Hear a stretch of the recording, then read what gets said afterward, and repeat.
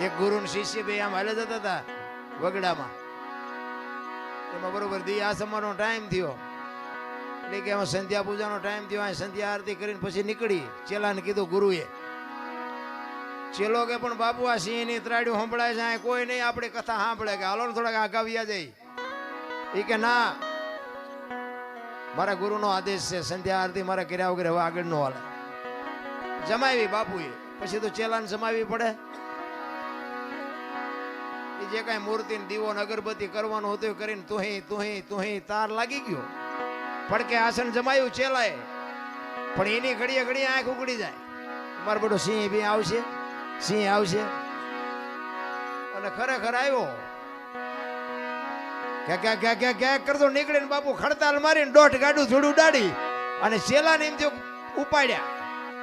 સિંહ ને ભાડ્યો ને એટલે ચેલો ચડી ગયો ઝાડવા ઉપર. એ કે ગુરુ ગયા. અત્યારના ચેલા લગભગ ગુરુના ખવડાવી જ દે.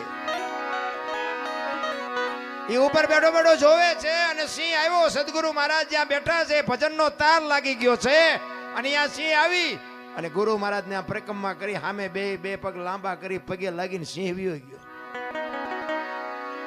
અને ચેલો અહીંયા બેઠો બેઠો વિચાર કરે હું બેઠો તો મને પગે લાગે, પણ એ તો કાળજુ ઠેકાણે રહેવું જોઈએ ને. પછી એઠો ઉતરીને પાછો બેહી ગયો ને ઘડીક થયો ને બાપુ જાય ગયા ને પછી બધું ભેગું કરીને ગુરુ કે આ કમડળ ને ચીપીઓ ના જોડીને બધું મારે લેવાનું, તું કઈક તો ઉપાડી ગયા એમાંથી. કે બાપુ ચીપીઓ લાવો મારી પાસે. એ ચીપિયાની કડીમાં આમ આંગળી ભરાવી ને આમ ફેરવતો જાય ને બાપુ અરે વાતો કરતો જાય કે બાપુ હમણાં આપણે બેઠા ને અહીંયા કે સિંહ આવ્યો હતો. બાપુ કે આવ્યો હોય છે કે બાપુ મને બીક લાગી તો હું ઝાડવા ઉપર સડી ગયો. એ કે સડી ગયો હોય છે.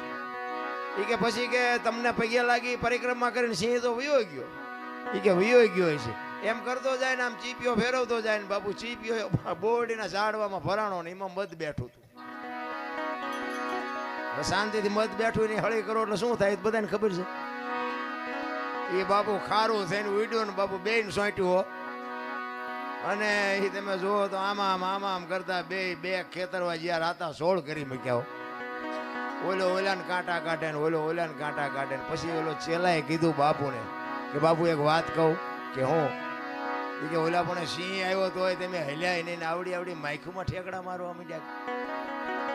અને પછી ગુરુએ જે જવાબ આપ્યો ને એ કે સિંહ આવ્યો ને મારી પાસે તારે મારી હારે અખિલ બ્રહ્માંડનો માલિક હતો અને આ માઇખું આવીને કપાતર તું છો મારી હારે, મારે ઠેકડા જ મારવા પડે ને.